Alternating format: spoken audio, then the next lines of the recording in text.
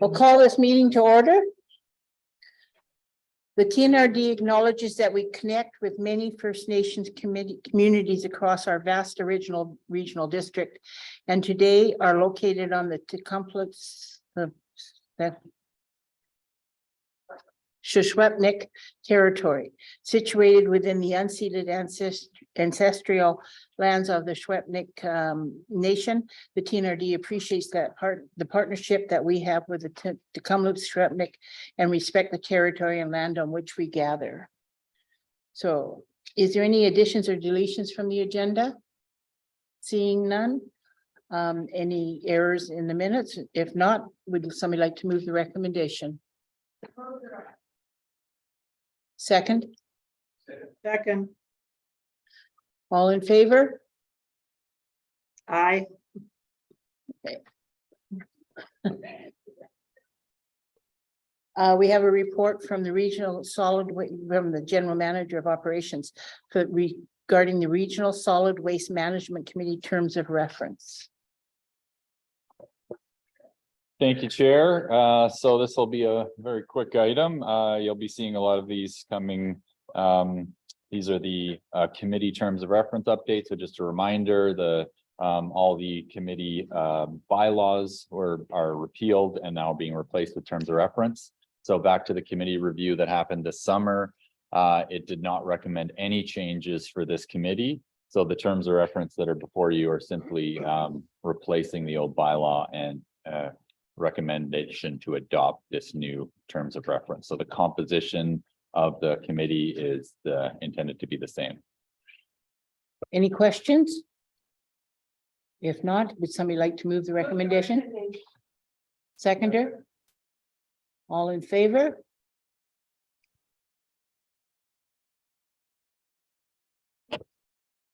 Uh, 5.2 mandatory recyclable materials bylaw number 2743 implementation update. Report from the manager of solid waste and recycling. Thank you, Chair. Actually, I'll jump in and introduce that one. So this is a follow-up and update from the bylaw that was adopted by the board a year ago now. And Martin Dixon is here. He's our staff person who's taken the lead on this file. So he is going to present this. So I'll turn it over to him.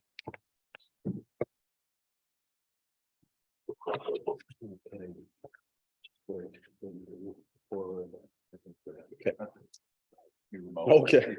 All right. Success. Okay. Thanks for having me in this afternoon, folks. I'm just going to provide a brief update on the mandatory recyclable material bylaw number 2743 that was adopted by the board in June of 2021. This is really one of the drivers for this bylaw. Perfectly good resource being landfilled. And I think it's just really great how the materials are juxtaposed against material that's being disposed of as refuse. And so the intent is to pull this prime cardboard from regional disposal facilities. In 2018, we had our regional solid waste management plan approved. One of the key items in that document was to increase diversion in the industrial, commercial, and institutional sector. So staff reached out to regional stakeholders, consulted with other local governments to see what was out there for disposal ban bylaws. And we came up with this. It was workshopped over 4 open houses, and it was brought to the board that summer. And June 2021, it was approved. And so this is simply to keep recyclable cardboard out of the landfill at this point. The really cool thing about it is that as more and more recyclables get added to the recycling regulation, we'll be able to tack those on. And why we decided to go with cardboard is because it represents 16% of our waste stream, approximately, and 40% of the waste generated in the region is by commercial sources. So some might call this low-hanging fruit. Overall, there's reasonably good access to recycling opportunities in the region. The TNRD has 15 facilities that accept IC&I cardboard. The city of Kamloops has 4, 2 landfills and 2 smaller depots that require flattening of cardboard. And these are the places that this bylaw is enforced. So within the eco depots, the landfills, and the private landfills. In the public meetings, we heard loud and clear that this was going to be a bit of an onerous task, and that some support would be required for these haulers. And so between communications and environmental services, we developed some resources for these haulers, just to communicate to their customers that this bylaw was in place and the requirements of it. This here's just a snapshot of how we introduced the initiative throughout the region. It came in 3 phases. The first phase focused primarily on communication and education. The second phase, we transitioned to some mock ticketing so that haulers would get an idea of what could be expected if they did violate the bylaw. And then phase 3 that we've just entered into recently was full enforcement of the bylaw. And so you'll see the items on the table: threshold and penalty. And the threshold to receive a ticket under this bylaw is 10% of the load being cardboard, and the penalty being 50% of the applicable tipping fee. So for example, if a load costs a customer $100 and they're in excess of that 10%, then they're going to tack on another $50. So $150 at the end of the day. What we did in phase 1 is I'm sorry. Director Watson would like. Okay. Okay. Okay. Phase 1, what we did is we kicked it off. Let me back up actually. This was in April of 2022. So the region was, well, relatively aware of this bylaw coming down the pipe. So April, we kicked it off with a press release that earned us some reasonably good earned media. And we also got it out there through our social media options. This was at the point that we started issuing the hauler resources. And to date, we've issued 15 to 20 of those packages. We transitioned to phase 2 in June. And at that, we introduced the recently hired bylaw enforcement officer, who's done a great job at establishing a presence at regional disposal facilities. And what he's doing is he's going around looking for those loads that may be in excess of that 10%.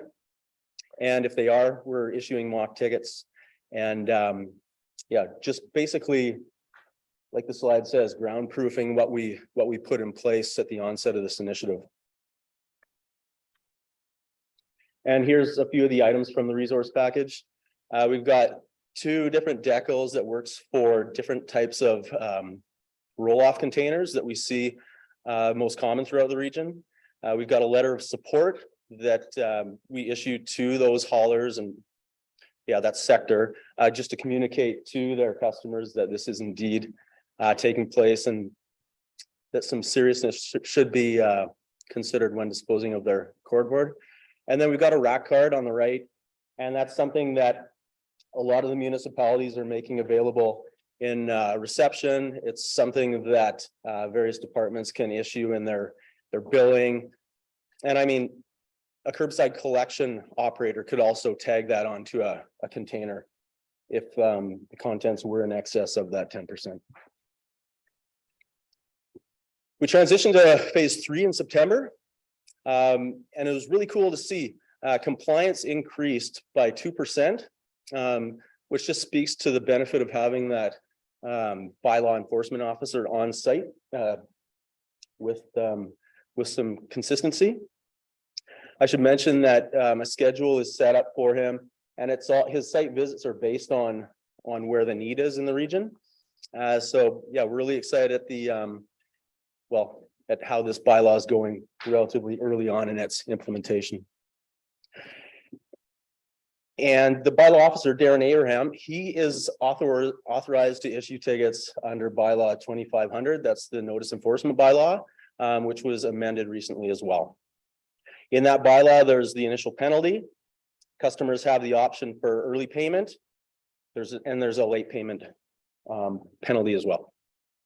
And we're pretty excited to announce that to date, no penalties have been issued.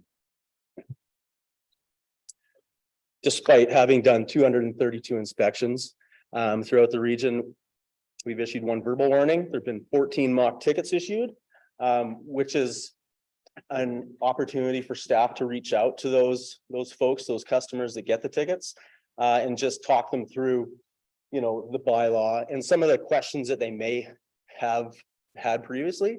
And we're finding that, again, like there's really good response once those conversations are being had. What we found is that the average mock ticket is approximately $110. And were this to be, if the mock tickets would have been issued in this 3rd phase, so the full enforcement phase, it would have generated $1,500, and that goes into the the waste reduction budget, and it offsets the implementation of this bylaw. Thank you. Yeah, so I mean, you can see from this simple chart, we've got 93% compliance, 7% non-compliance. We're pretty happy with those results. And here's a snapshot of combined corrugated cardboard from both the city of Kamloops and the TNRD. You'll see that there's a trend line going up. You'll also see in the 3rd quarter of 2022, a bar that's not quite reaching the trend line. That's simply due to some information that wasn't acquired at the time. But if those numbers were present, you would see that bar exceeding the trend line. And we expect that to continue to grow as folks become more familiar with this bylaw. So throughout this implementation, I mean, there have been some successes and challenges. I think that the biggest challenge would be that in August, Emterra was closed a number of days, not consistently, but enough to have one of the local haulers raise a flag. And our successes, I mean, we've got good overall response from the haulers. We're getting really good participation from that sector. And as seen in that previous slide, we're seeing increased diversion of OCC, and we anticipate that to continue growing. Yeah, and I guess the really cool piece to this is, as hoped for in the initial stage of this bylaws development, is that we would see the business community come together and want to develop some sort of a materials recovery facility to take pressure off the local material recovery facility, Emterra. And so those conversations are starting to take place. Yeah, and so that's all I've got for you. I'm happy to take any questions. Director Watson. Director Watson. Thank you very much. Yes, some old school questions. We used to not be able to recycle waxed cardboard, wet cardboard, or dirty cardboard. What are we doing now? Yeah, so I mean, that's still the status quo. I mean, we can only take, you know, this type of cardboard that hasn't been soiled or, you know, impregnated with cardboard off, or pardon me, impregnated with wax off the get-go. And that's, we've been very conscientious in updating haulers and frontline staff too, for that matter. And it has, I have been told that we are shipping a lot of air when we ship bins of recycling. Are we considering baling this cardboard at our eco depots so that we have less air to ship down the road? At what price per gallon or liter for fuel? Yeah, it's a great question, and I'll defer to Adriana on that. I can answer that question. So just to let you know, at the transfer station facilities right now, we do encourage that cardboard be flattened so that you can maximize the amount of space that's in that bin, so you're not hauling air. So that's something that the site attendants help enforce. And then we do have an upcoming project plan to install a baler at the Lower Nicola Eco Depot for exactly that reason. We weren't able to, we got prices this year and it came in over budget for what we had budgeted, so that's been deferred for 2023. But, oh, sorry, we have carbon targets to reach. And if we can haul less air, we will find those carbon targets easier to reach, I would think. Yeah, absolutely. I'll add that our operations hauling contract is structured to be based on weight as well to maximize the weights in the bin. And give incentive for the contractor to make sure that those are packed properly for exactly that reason, just maximizing hauling and efficiencies so that you're not hauling air around. Any more questions? Director Elliott? Thank you. Some years ago, we were looking at a compactor. What happened to that? Sure, I could respond to that. So as Adriana mentioned, we are looking at a compactor for Lower Nicola as a central location in the Merritt area. And compactors are very pricey ordeal, so that would kind of be the only one that would make economic sense within our region. Because you would compact by weight? Well, I guess there's, but we're looking, let me back up. A baling facility is what we're looking at for the Merritt facility. Compactors, we don't have any compacting bins. Is that what you're referring to? Well, I mean, at one time we were going to try and compact all the stuff that goes into the recycling so that it went out as a bale from everywhere. Now, what happened to the fact that now we have all these going into, like Director Watson said, we have them all going in there and hauling half of them there.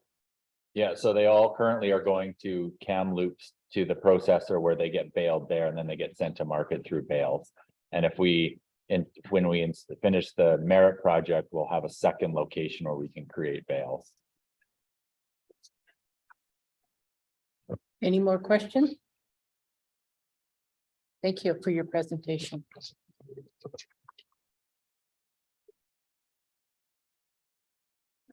There's a recommendation.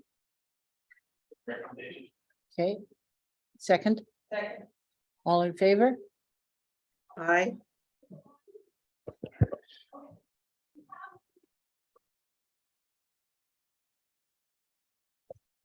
Thank you very much. Hi, everybody. Good afternoon. I'm going to provide an update for you on share sheds. There was some discussion at the spring meeting that we had right at the end in general discussion about share sheds. During that discussion, we offered to recirculate the report from 2015. Because it's been 7 years since that report was done, we did gather some updated information this year. So package that together in an update report for you. So I'll run through what the results of that were for you now. So in 2015, the board of directors carried a motion to not establish share sheds in the TNRD. And in that same motion committed to alternative use programs to facilitate the reuse of items. These programs include share boards, trunk sales, promoting online share sites, and accepting donations for local thrift stores. I'll provide an update for you on where we're at on those initiatives. And so based on the report in 2015 and recommendations from staff at the time, we had looked at challenges and successes in other regional districts. And that's what prompted the recommendation to not establish those share sheds in the TNRD. As a quick reminder, the benefits and challenges that were outlined at that time include on the benefit side, providing waste diversion for those materials, public demand, and providing thrift store service at local solid waste facilities. And the challenges include avoiding fees and having lost revenue. So this is because typically folks aren't paying disposal fees for the items that are dropped off in the share area or the reuse area. And if they eventually make their way into the garbage, then you've lost the revenue on tipping fees there. There's some liability concerns with them. Loitering can be a problem, fighting over items, increased traffic volume. Typically, the sites are designed in, out, drop off your garbage and recycling, and with share sheds, you get traffic that's there just to shop around, so that can add to site congestion. Maintaining share sheds is a real concern. You're getting in competition with local thrift stores for communities that do have a local thrift store. And staff have also been sometimes accused of high grading items because they're often the first to see them. Folks can be reselling or salvaging items from the share shed. So basically they'll go in, find the good items, and then go sell them and make a profit off of them. They can increase your risk of break-ins, and they also can delay diversion. What that means is you're putting an item in the share area, somebody takes it and then just brings it back later, and it ends up going in the garbage. So hopping into the 2022 survey results. So we expanded the survey size to 15 different local governments in our area. And we asked them, did you have a share shed in 2015? And do you have one now in 2022? In 2015, we saw 13 of those areas providing a share shed service. And in 2022, 3 of them continue to provide them. 8 have closed them entirely, and 4 have reduced the amount of sheds in operation. So what that means is they've maybe gone down from 2 to 1, or they've had to close some of them due to ongoing challenges. So this equals a 46% reduction in local governments, either reducing or eliminating the share shed service altogether. I'll mention that part of this did tie into COVID-19 exposure concerns from the pandemic. So some closed them because of that over the last 2 years and haven't reopened them, and some cited ongoing challenges that have existed into 2022, which relates to that list of challenges I just shared with you. So some feedback from those who are still operating the sheds is they made it clear that they require very strong enforcement of the rules and bylaws. You do need dedicated staff or volunteers to manage the share area. And you need properly secured buildings as well, so that you can protect the items and also lock them properly for storage. And as well, I'll mention that the Columbia-Shuswap Regional District, they charge fees for all the material that go into the share area. And this is the exact same fee that you'd pay for disposal. The reason being they find that allows them to recoup the cost because a high percentage of the materials end up being moved to the garbage, despite them being donated. And some of the reasons cited for closure or reduction in service is a poor quality of items being donated, dangerous materials being found inside the donated goods, which is fairly scary, like needles and broken glass and knives. There was probably a twisted individual out there somewhere that thought that, I don't know, that would be get a kick out of seeing it in the newspaper. Theft is a real concern, lack of proper infrastructure, and arguments between folks on site for the materials that they want access to. So I'll provide an update for you on the alternative use programs that were part of the recommendation in 2015. One of those was the installation of share boards. So these boards are installed at TNRD eco depots and transfer stations, and these help facilitate the exchange of goods between community members. So there's 4 sections in the board, one for free items, one for sale, general information, and community events. We definitely see in some areas these boards are really well used, and in other areas not so much. Trunk sales, we did hold trunk sale events in 2015. We did an event in Chase and another one in Clearwater. These were well attended, they were good events, but we've seen since then many communities have established local neighborhood or community garage sale type events. Back in 2015, Craigslist and Kijiji were the most popular online resources for posting items for sale or for free. And since those websites are still in existence, but we've really seen Facebook emerge as the #1 social media platform since then. Most of our communities in the TNRD do have a local Facebook group. Sometimes the group will be for information as well as posting items, but you'll notice that many community groups also have dedicated groups for buying, selling, or trading materials. And then in 2016, Facebook also launched the marketplace portion of their website, which is a dedicated online classified ad feature. So this is another way that you can find or sell items locally. We also have these donation bins at 13 of our sites, and here we accept donations for local thrift stores. These are serviced by either a local thrift store or Big Brothers and Big Sisters.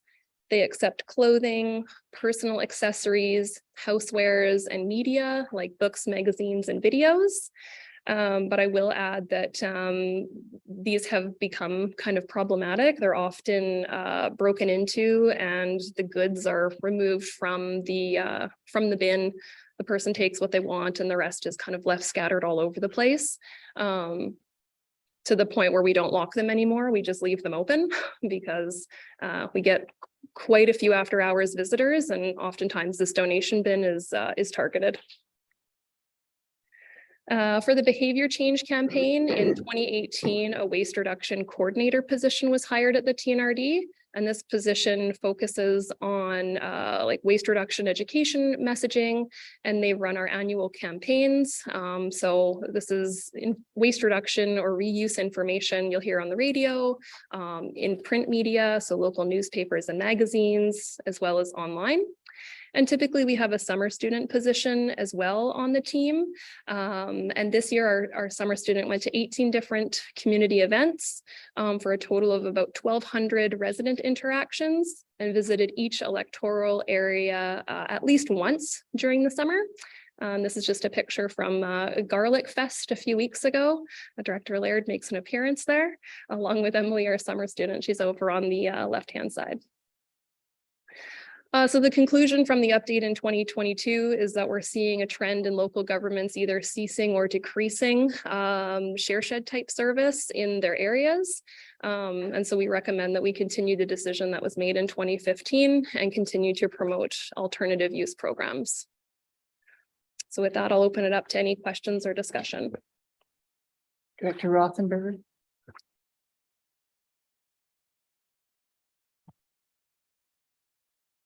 First of all, I don't think the recommendation is proper because it assumes what our decision is going to be on whether to continue with the status quo.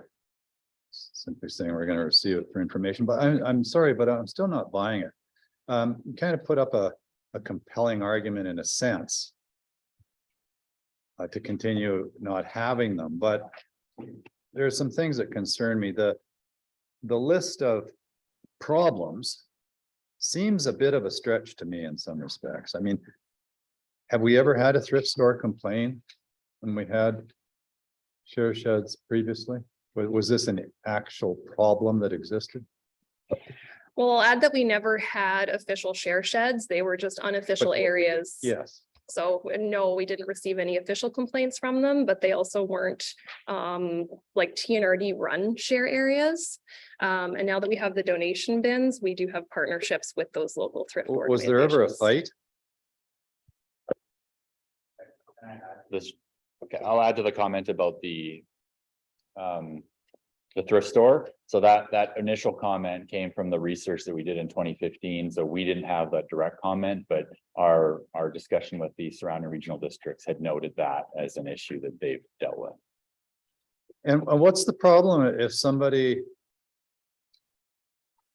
retrieved something that somebody else didn't have a need for and resold it? Well, why is that a problem? I mean, that you're still keeping things out of the trash and repurposing them. So what does it matter if somebody retrieved something, probably repaired it a little bit or cleaned it up or whatever and resold it? Why is that an issue?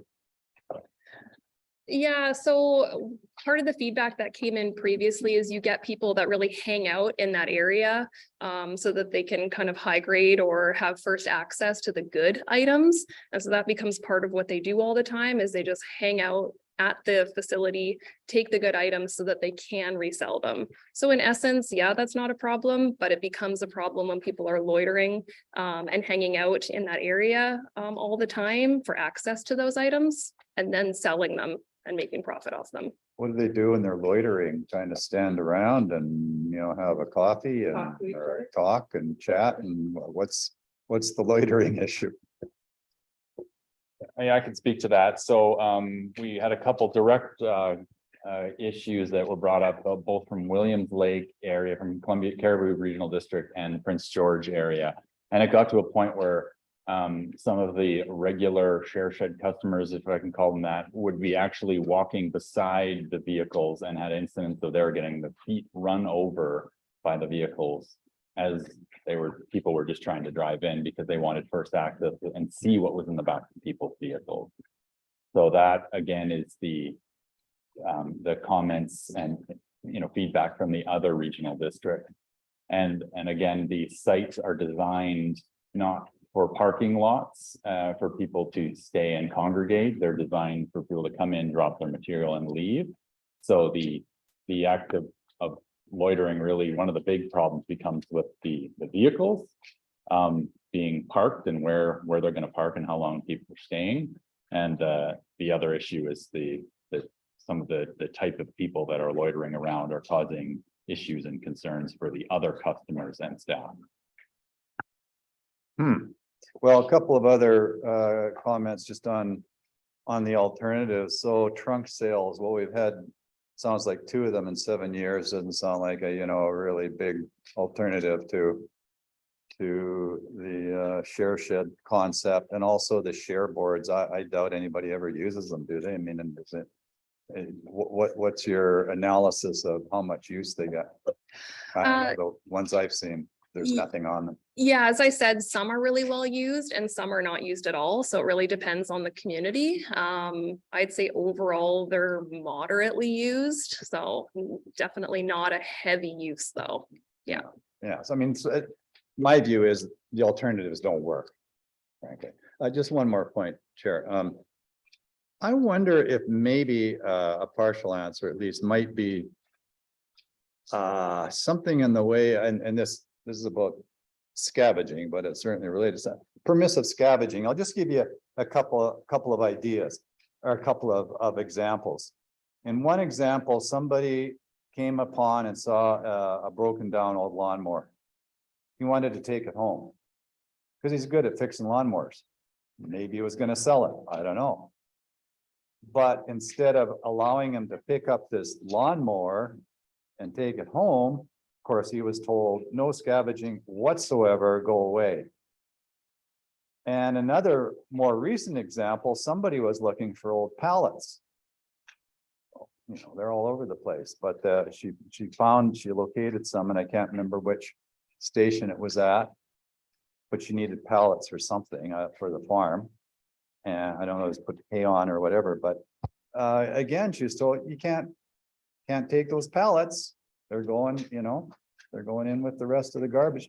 And so she ended up having to look around and, call all her neighbors. And I don't think she ended up having to buy some pallets. Just seems like a total waste. Could we maybe give attendants a little more leeway on the scavenging issue at least? And if there's something sitting there that's ready to be, and somebody can load up, why not let them? Yeah, it's a fair comment and I understand it. But I would say we have different, like our facilities all have different scopes. And so what we would find at a larger site where we've got collection cribs is people will find something that they want and they can't reach it. So they'll start climbing onto piles to get things. And that's where we've got safety concerns. So it's like, you've got to draw the line somewhere. Yeah, I see the safety concerns, but looking at an individual situation where it's not unsafe, where there obviously is not a liability issue, where all of these other concerns are not at play, surely an attendant can be allowed some discretion in letting people take something away that they need or can use. Yeah, I'll add that that does sound straightforward, but given the attendance discretion, they all will apply it in different ways. And then you end up needing to police that because you'll have different attendance with different levels of discretion. And then with the materials that we take in as well, there could be liability concerns if somebody scavenges through, let's say, electronics, and they take something home and plug it in and it lights on fire and burns their house down and they got it from our facility. Is there a concern there? Or an old car seat, for example. So those are some concerns as well. Director Watson? Thank you. In 70 Mile House, we have an excellent thrift store. But in Loon Lake, we don't. And our concerns about liability are sometimes sound really quite ridiculous. And I'm wondering if we couldn't just buy better insurance and learn how to reuse and recycle, not just recycle. Thank you. Director Laird?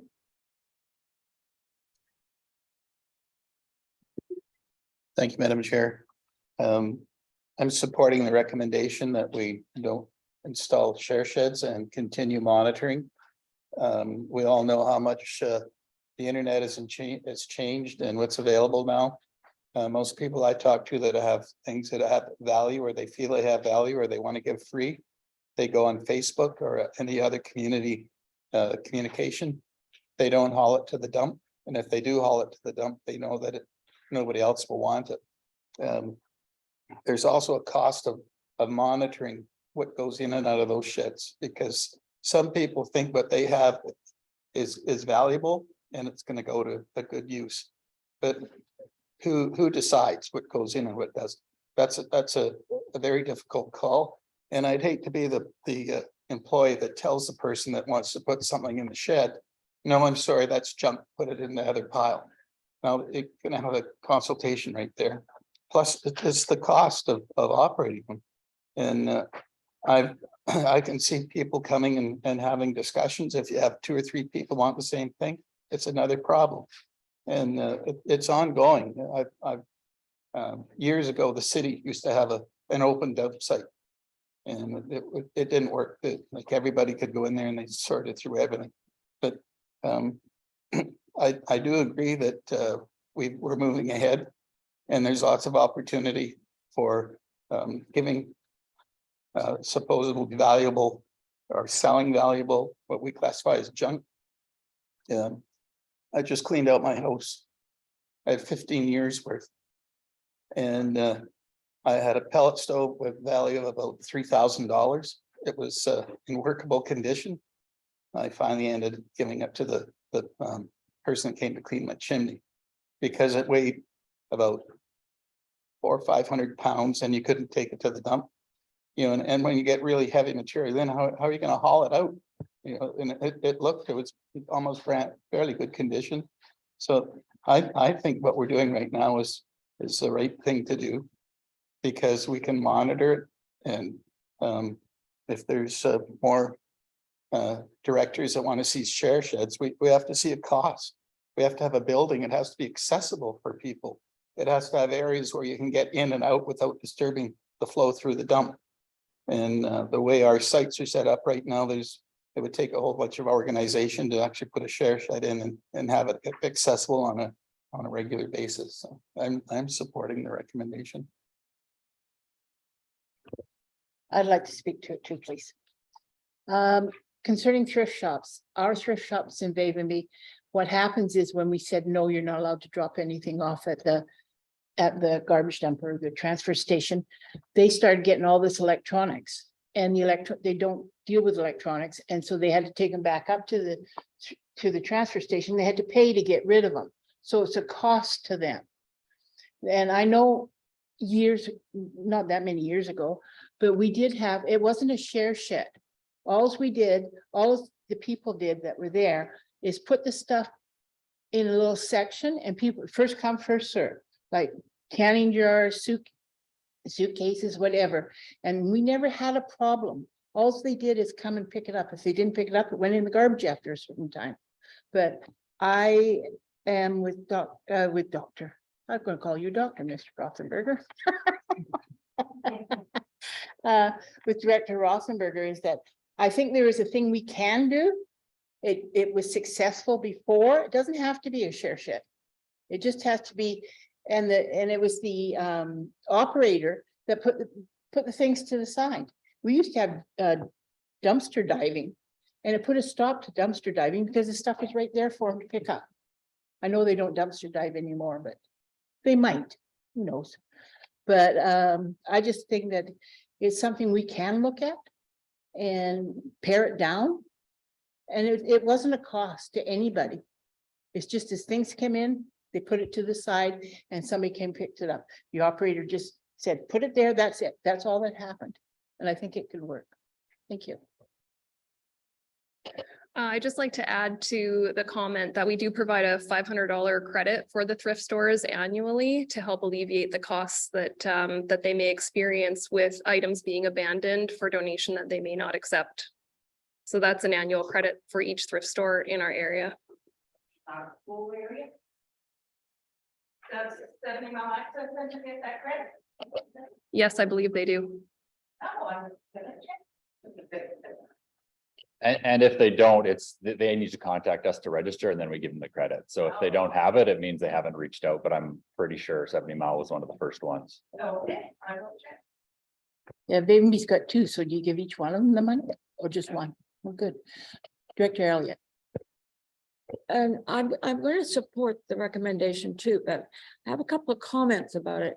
And like Carol, Sal and I used to have a little square area where the person who was looking after the dump felt that the piece of whatever it was in workable condition and stuck it out in a little area that said, come and take it if you want. But into the future, when we're looking at the economic the economic times that we are now going through and are going to go through a little more stringent, there are some very talented people out there that can fix things, put them back and make them look like brand new.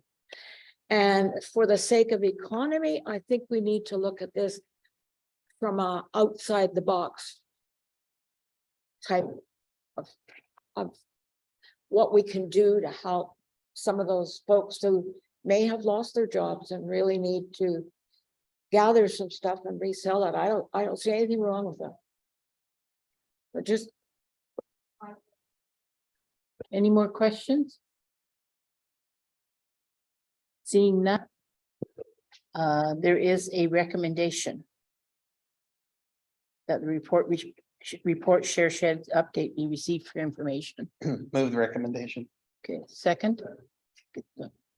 All in favor? Oh. Okay. I'd like to move an amendment that the following words be added and that staff be directed to investigate options to the share shed concept.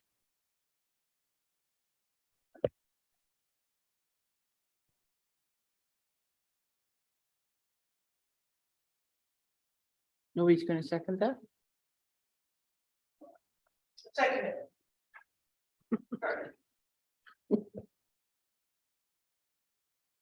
So now do we go ahead?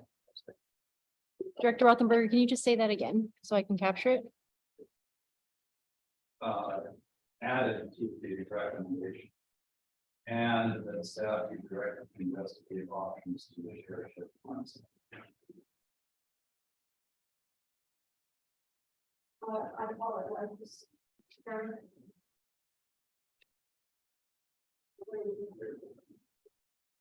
Okay, do we go with this last one, right?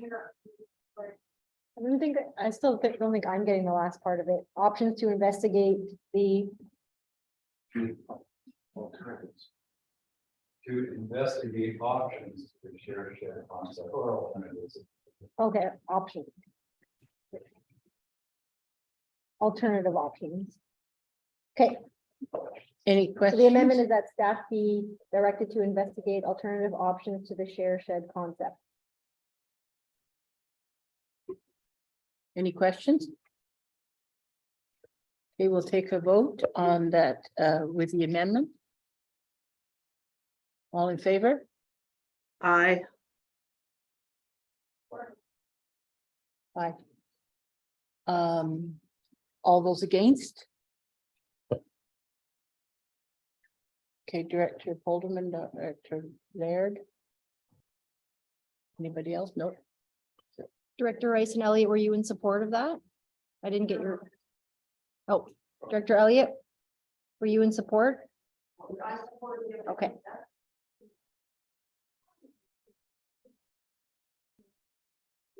Did you get mine? I'm in support. Susan? Yes. Yes, thank you, Thank you. Director Swan.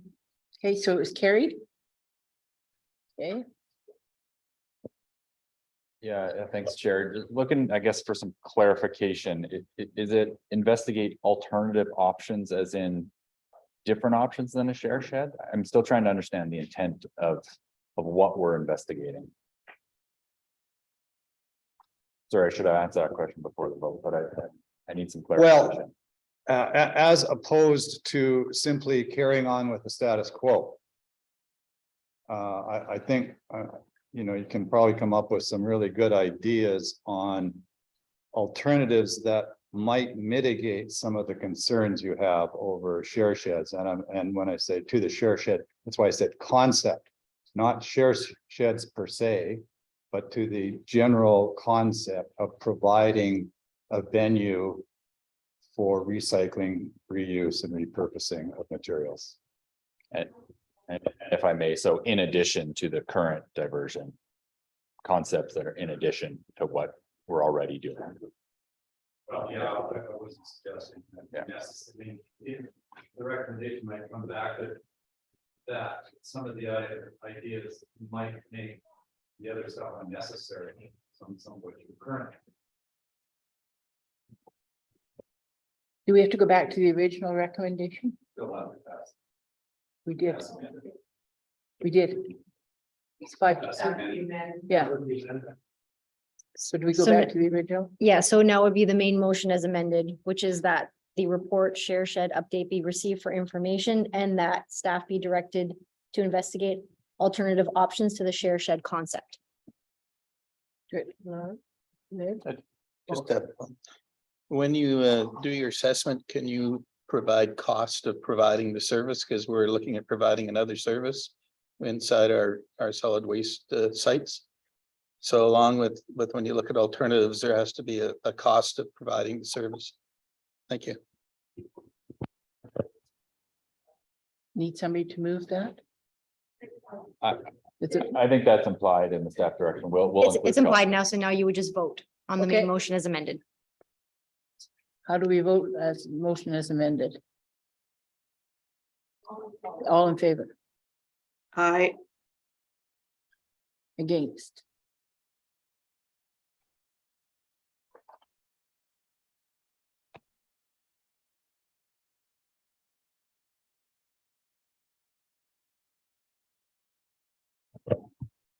So we can go to operation update now? All right, thanks, everybody. I'll move into an operations update for you.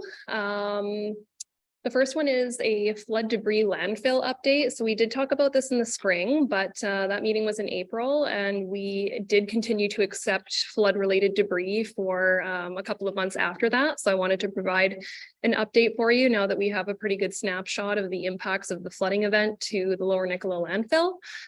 So quick reminder, October 14th to 16th, there was an atmospheric river event in the Merritt and Nicola Valley area. This event is classified as having between 100 to 200 millimeters of rainfall within a short period of time. It resulted in approximately 500 homes in the area being flooded, including 3 schools. The TNRD and the city of Merritt partnered on a curbside cleanup event to assist with debris removal for impacted properties. And the TNRD also organized a week-long cleanup event in Brookmere, which experienced flooding and damage as well. From about November 19th up until June 30th of 2022, we were able to charge any flood-related debris directly to Emergency Management BC. And our expense authorization form with them covered up to $850,000 in disposal fees. This here shows you the flood inundation zone in the city of Merritt. So the properties that are highlighted in the yellow area were damaged in the flood. So again, that was approximately 500 homes. Most of those were minimal damage, a couple hundred fairly significant damage. And then we had probably up to about 20 homes that were severely damaged, including probably up to 10 to 15 that were pretty much full demolition level from the damage they sustained. So when we look at the data, this is showing you from November of last year to June of this year, the incoming material. The blue is representing all the flood-related debris, and the green is showing just regular incoming waste. So you can see that quite a lot of what was coming in here was directly related to the flooding event. Comparing the overall incoming material during that time period to the previous 3 years within the same time period, you can see the difference in the amount of incoming tonnage here. So it's basically doubled what was coming into the site from the event. This here is showing you per waste type, the amount of material that came in. So the blue bar is total incoming waste. The green bar is showing you that material just from the flooding, and the red bar is showing the 3-year average. So this helps give a sense of the types of materials that came in and the quantity of material that came in compared to what we typically see come into this site. So again, just relaying that is quite a significant event with a large impact to our solid waste facility. This is the previous graph just by the numbers. So you can see there at the top, we've got refuse, which is general municipal solid waste. This is the category, anything you could pick up and carry out of your house was logged under refuse. And anything that was more of like a disassembly of a human-made structure, that falls into that DRC category, which stands for demolition, renovation, and construction. So for refuse, our incoming tonnage was just under 6,500 tons. From the flood alone, it's nearly 3,000. And so that's a 45% increase from what we typically see come into the facility. DRC, we had 77% more material coming in from the flood, and a huge amount of concrete and asphalt, as well as wood waste. And another big one for us was the acceptance of a very large amount of asbestos containing material. So there's a lot of pre-1990 homes in that area that was flooded. And so a significant amount of asbestos containing material entered the site. So in a typical year, we would see 50 tons of this material. And oh, it looks like my number's off there. So the 232 should have been updated. So it's actually around 500 tons of asbestos containing material that came in from November until June. And that material does require special handling. It needs to be disposed of immediately and buried right away for health and safety reasons. So yeah, it's a pretty large increase in the amount of material that we typically see. The total disposal fees from that time period is just about 1.5 million. Flood debris alone is 972,000. We direct billed Emergency Management BC for $728,000 worth of those fees. And the difference you see between EMBC direct and flood debris cost is there was other cleanups going on where the contractors paid the tipping fees, and then they claimed all of the expenses, including the fees. Oh, you're probably looking for the voting area.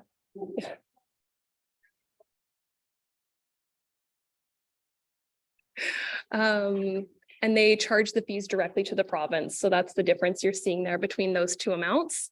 To put it in perspective, our 12-month revenue at this site in 2021 was $1.14 million. So not only are you seeing it in the amount of tonnage that's come in, but there has been quite an increase in the amount of tipping fee revenue. But we did incur additional expenses. We had to hire extra staff to work at the landfill site and the eco depot in order to handle the extra volume that came in. So not only do you see the tonnage double, but that correlates to basically a doubling in the amount of traffic on site as well. So additional cost to us to manage the site during that time. Our estimate right now is that 16,601 cubic meters of airspace was consumed by the flood material. And this has reduced the lifespan of the landfill by approximately 1.5 years. So quite significant. But we do have a long lifespan on this landfill. It's projected to run until like early 2090.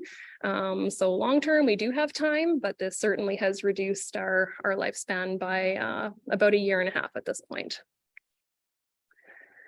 And can I take any questions on, oopsies, how do I go back? Director Elliott? There we go. Adriana, go back, yeah, that one, does that mean that the 972 and 728 are our costs? So that's what we billed directly to Emergency Management BC. So that's tipping fee revenue that was paid for by Emergency Management BC, as opposed to a resident needing to pay it and then claiming it through disaster financial assistance. Okay, so is any of this covered by TNRD taxes? No. Okay. It's just a point of clarification. This is revenue. This is offsetting TNRD taxes. You could think of it that way. This is revenue we received. Yes, I know, but I want to know whether that offsets the cost. Like what was the cost of all that? That's a revenue, but what about, what did it cost everybody to do that? Yeah, so I don't have that data handy, but there was an extra operator working full time for those months at the landfill site, as well as additional staff at the eco depot. And I don't have that figure yet. Can I ask, you said that's all revenue was, but flood debris cost, is that what it cost us, or we got that much money in? Yeah. Sorry, yeah, that was the total amount of tipping fees related to the flood debris. So that would be the cost to Emergency Management BC and revenue for the TNRD. Yeah, it should just say revenue or fees. Apologies. Questions? Okay. Thank you. All right, so next update is the Boston Flats Eco Depot. Previously, we were hopeful that we would be opening this facility in August, and unfortunately, we did experience some significant delays related to BC Hydro approving our electrical design and application. So at this point, I'm happy to report that BC Hydro has approved the application. So that's a huge relief. The lights should hopefully be on sometime this week. Once the power is on, we'll complete final testing of the heating and cooling system, as well as the electrical systems, and then we can get our occupancy certificate from the building department. So we're very hopeful that we'll be able to open this to the public, ideally the second week of November. Still hesitant to release a firm date until we have the testing completed, but that's the time frame that we're looking at right now, and that's the reason that this has been delayed. So it was very exciting news when that approval came through for us. Again, as a reminder, the hours for this facility will be Tuesday through Sunday from 8 a.m. until 4 p.m. The total cost of this capital project is $3.1 million. That includes the land purchase, engineering, and construction costs. The construction costs were $2.23 million. And we're very excited that this facility is going to offer expanded diversion and recycling opportunities for residents, which includes electronics, small appliances and power tools, motor oil, containers, filters, and antifreeze, paint, pesticides, and flammable liquids, batteries, both household and automotive, and the light recycle program, which accepts light bulbs and fixtures. So we're just in the process now of basically getting those programs set up. So they should be ready to go when the site is open. And this will be very needed for folks in that area. Here's a preview of what the used oil area will look like. There'll be a 2,200 liter capacity for motor oil to be collected in those containers. And this is basically a self-contained sea can with special flooring in it to make sure that if there's any leaks or spills, that it's completely contained within that unit and that nothing would escape onto the ground. And then I wanted to show you just some updated photos because we have all the signage installed. So we'll just do kind of a quick photo tour through the site. So this is the front gate with the entrance sign over to the side, which is kind of located. I think a few folks here were there at the board tour. So this is right at the start of the road. This photo is a little bit dark, but when you actually drive up that road and get to the facility, you would stay to the right to enter the site. So you've got these delineator posts that are set out now just to help delineate the roadways for people to make sure that they go the right direction. This is when you're coming around into the first area, which is the recycling and diversion zone. There's signage over that you can see. I think there's a pointer on here. Oh. Right here. That's cool. Telling you that if you want to do recycling and diversion, please go to the building to the right. And if you have garbage, just continue on. And then we've got some nice big signage down here to direct people over to the weigh scale or to exit the site. So if you're only coming to do your recycling, you can simply go to this area and then you bypass the scale. So off you go, which will be nice and efficient for people. Here's a close-up shot of the recycling and diversion building. So this will be the area where you can drop off household recyclables and some of those program materials that I just mentioned on the previous slide. And then we've got nice big cribs all over the place for accepting different materials. It'll never be this clean again, so this will be a picture to treasure. Here's a close-up version of the signage, just giving you direction to either exit or go over to the scale. When you head over to the scale, we've now got our signage here giving you instructions on waiting for the green light to get on the scale. At that point, the attendant will screen the load, take the weight, and then give you directions on where to go with your material. And then you'd head over to the pay side where we've got 6 different bins here, and there's numbers on all these bins. So when you check into the site attendant will say, oh, head over to bin number 1 to drop off your materials. And then we've got this nice big tipping pad. So if you're a customer with a self-dump trailer, you don't need to unload into a bin. You can dump on this pad, and then the site attendants will push the material into the bin with their equipment. Here's exiting the site. Again, you'll queue up in traffic and wait for the light, hop back on the scale, they'll get your weight, and then depending on what material type you'll have, they'll calculate your cost and you pay your fees and off you go. Are there any questions on the Boston Flats Eco Depot? Director Polderman? You mentioned that the electrical needed final testing. I mean, was this not engineered, and did an electrician not put it together, and did they not, turn the lights on to see if they worked, bump the motor over to see if it worked? Like, I sort of wondering why it would need testing once it's basically had a permit pulled, you've had electrical inspections done. They haven't been able to do the testing with no power. Like, they have to use the grid power to do the final testing. They can't do it with a generator. So that's held up all of that testing, unfortunately. Right, okay, thank you. Yeah. Any more questions? No, we'll go forward to reloadable eco card. Perfect, thank you. Yeah, so my last update today is the Reloadable Eco Card program. So this is the reloadable card that's replacing the $10, $20, and $50 punch eco cards.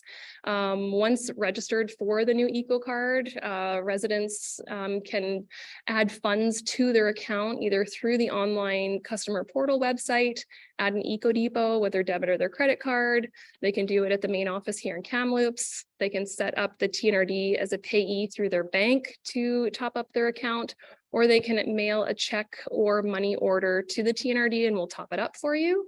And I just wanted to clarify that a credit card and email are not required for residents to use these cards. They can simply use one of the other payment options. So it's not a requirement that they have a credit card. Yes. Considering the fact that I send my husband up there. He is never going to go on a computer, neither are any of his friends that age. They can do it with a credit card still. Oh, that's good. Because, yeah, that's never gonna happen. Yeah, no, I appreciate that. So this is just an option to replace the Punch Eco card. If you are at a site that has a point of sale machine, you can continue to pay by debit card or credit card. And if you did sign up for this card, you still don't have to have a credit card or a computer to be able to use it. They can top it up for you at the site, or we can use those other methods to top up the account. That's good because there are a couple of troglodytes around. Director Rice? Yes, sure. I know I'm not on this committee, but I got to ask this question because it came up for me today. And apparently our attendant is not able to do debit or credit so since he's not, the online banking would be an option possibly.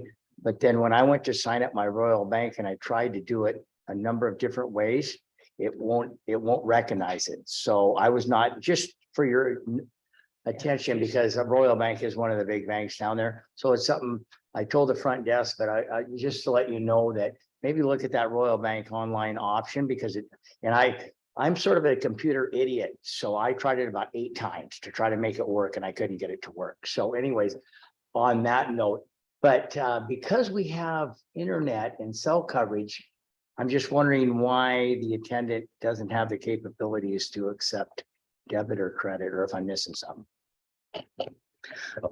Yes, through the chair. Thank you.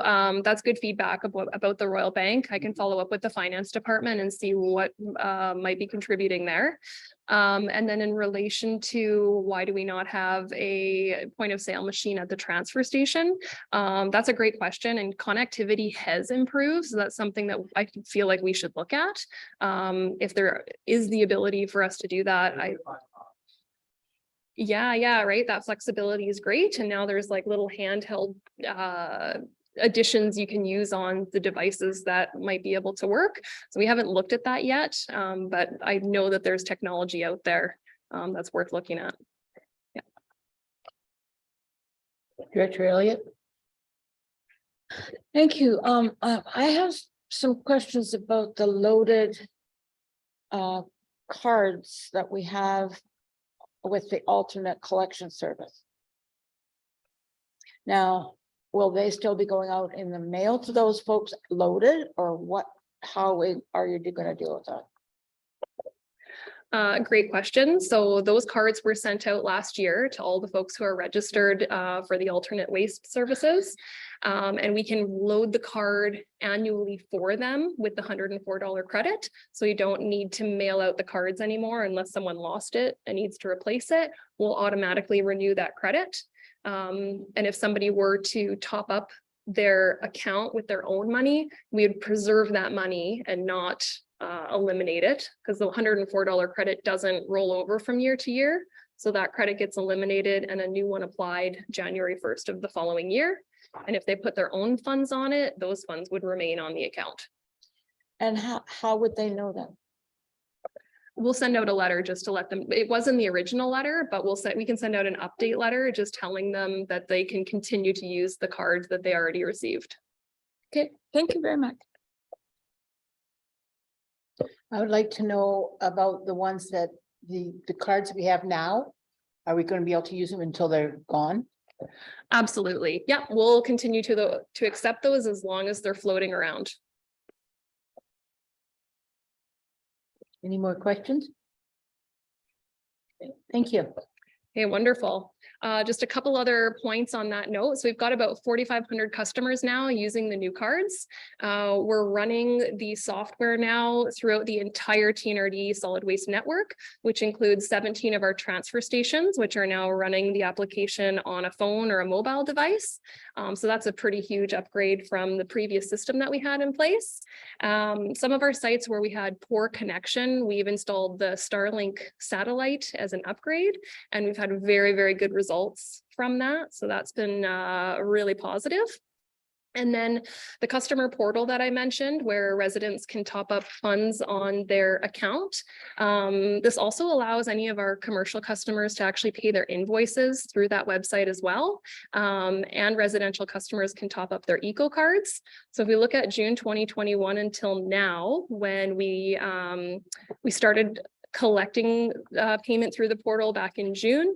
So far, we've had $145,000 flow through that system, with the average monthly being $7,500. So lots of people are using it, which is exciting.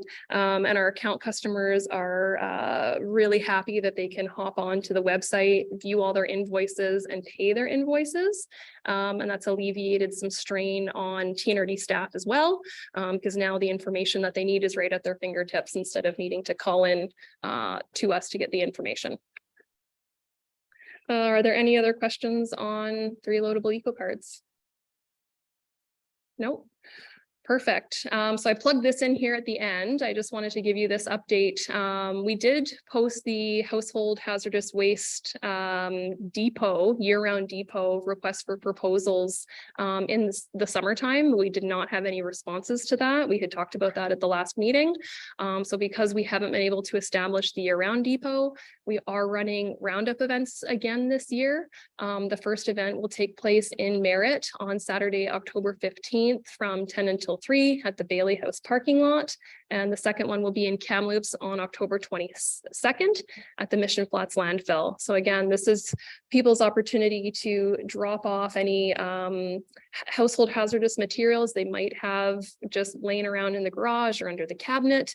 And even if you don't know what it is, we can accept it at this event. So really good opportunity to dispose of materials here.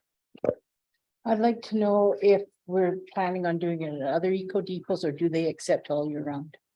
Yeah, at all of our Eco Depot sites, we do run the product care program, which accepts paint, pesticides, and flammable liquids year round, as long as they're in a labeled original container.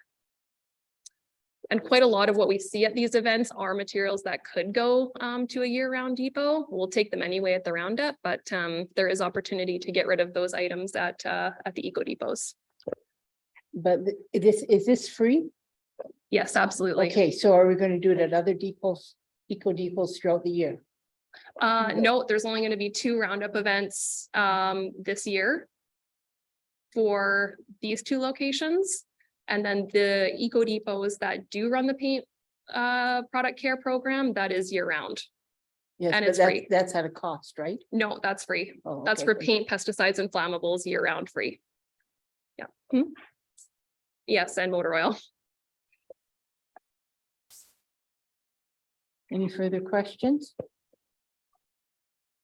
Okay, thank you.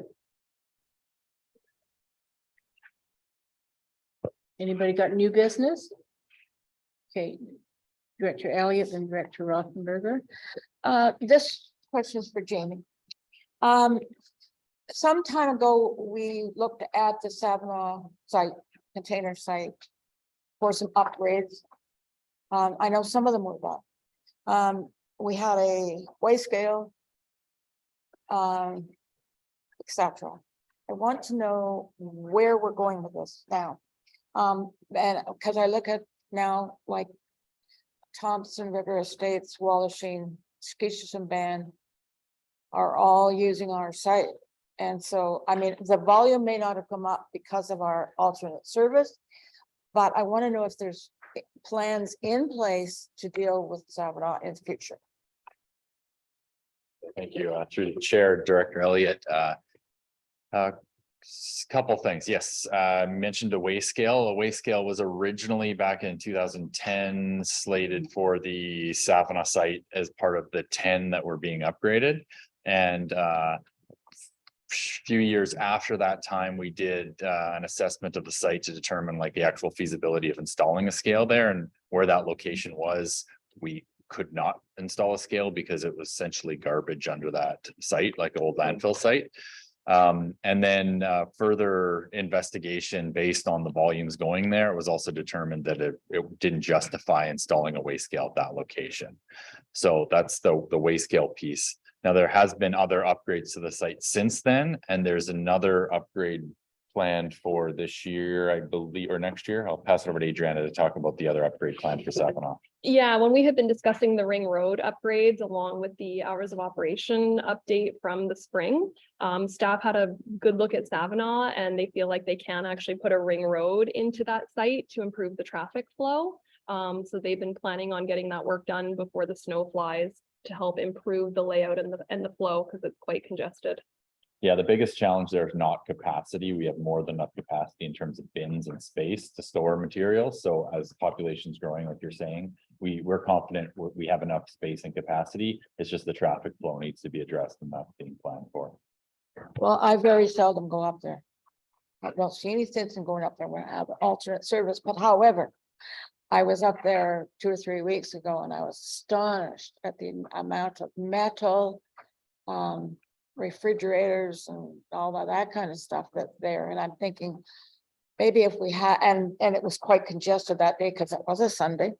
And I thought, oh my gosh, what are we gonna do with all this stuff if we're gonna try and find a ring road in here? So I'm glad it's still on the books. Thank you. Director Rothenberger.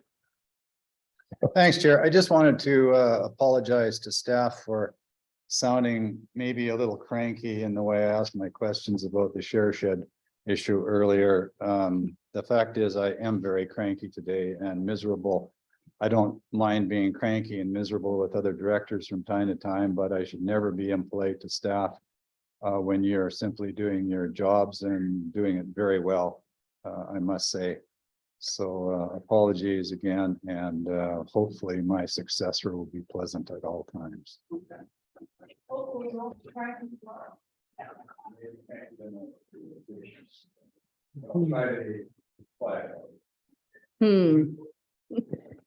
Anybody's got new business?